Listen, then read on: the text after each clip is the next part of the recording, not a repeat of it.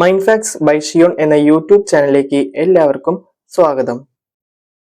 ഇന്നത്തെ വീഡിയോയിലൂടെ സ്വാതന്ത്ര്യദിനവുമായി ബന്ധപ്പെട്ട കുറേയധികം ചോദ്യങ്ങളും ഉത്തരങ്ങളുമാണ് ചർച്ച ചെയ്യുന്നത്. അപ്പൊ നേരെ വീഡിയോയിലേക്ക് കടക്കാം.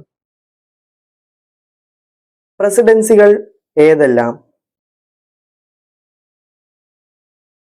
ഉത്തരം ബോംബെ, മദ്രാസ്, ബംഗാൾ.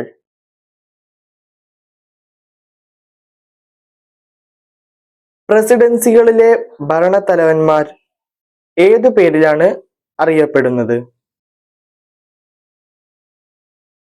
ഉത്തരം ഗവർണർമാർ.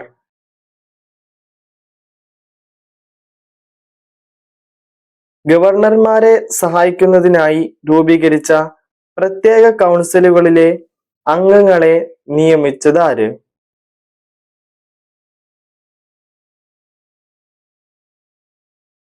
ഉത്തരം ബ്രിട്ടീഷ് രാജാവ്.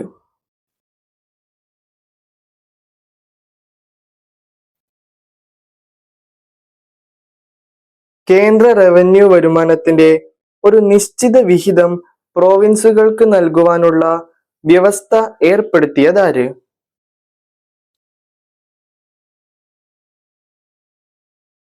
ഉത്തരം മോയോ പ്രഭു 1870.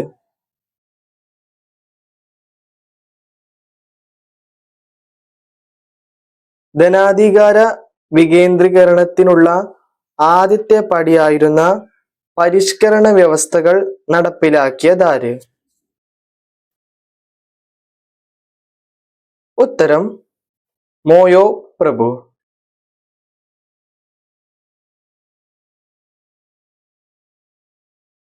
ബ്രിട്ടീഷ് നേതൃത്വത്തിലുള്ള ഇന്ത്യൻ ഭരണ സംവിധാനം നിലനിന്നിരുന്നത് 4 പ്രധാന ഘടകങ്ങളെ അടിസ്ഥാനമാക്കിയാണ്.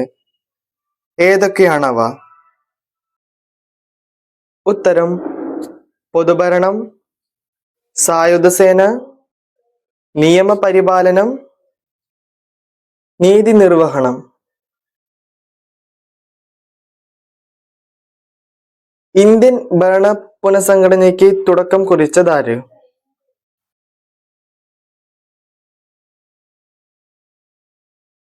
ഉത്തരം വാറൻ ഹേസ്റ്റിംഗ് പ്രഭു 1773.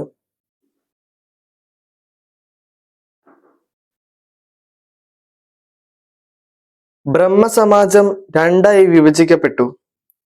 ഏതൊക്കെയാണവ?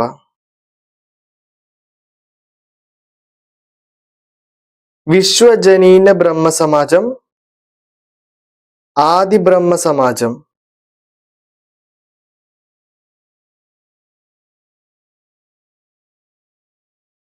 ബോംബെയിൽ വെച്ച് കേശവചന്ദ്ര സെൻ രൂപം നൽകിയ സംഘടനയുടെ പേരെന്ത്?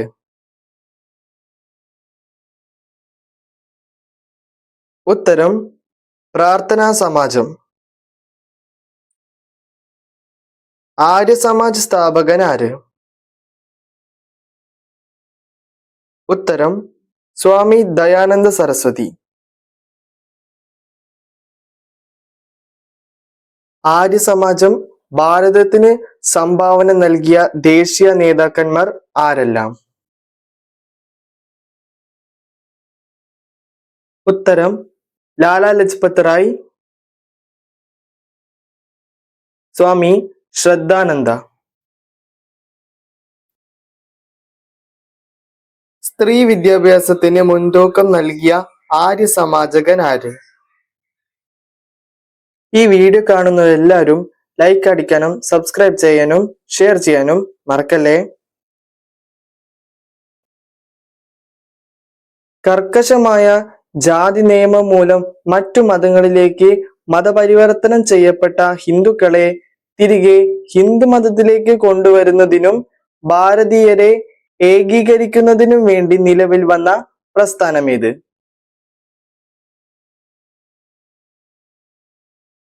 ഉത്തരം ശുദ്ധി പ്രസ്ഥാനം. ശുദ്ധി പ്രസ്ഥാനത്തിന്റെ സ്ഥാപകൻ ആര്? ഉത്തരം സ്വാമി ദയാനന്ദൻ. ഇന്നത്തെ വീഡിയോ ഇത്രയേ ഉള്ളൂ. ഇതുപോലുള്ള മറ്റു കൂടുതൽ ചോദ്യങ്ങളുമായി വീണ്ടും വരുന്നതായിരിക്കും. നിങ്ങളുടെ അഭിപ്രായങ്ങളും നിർദ്ദേശങ്ങളും കമന്റ് ബോക്സിൽ രേഖപ്പെടുത്തുക. നന്ദി.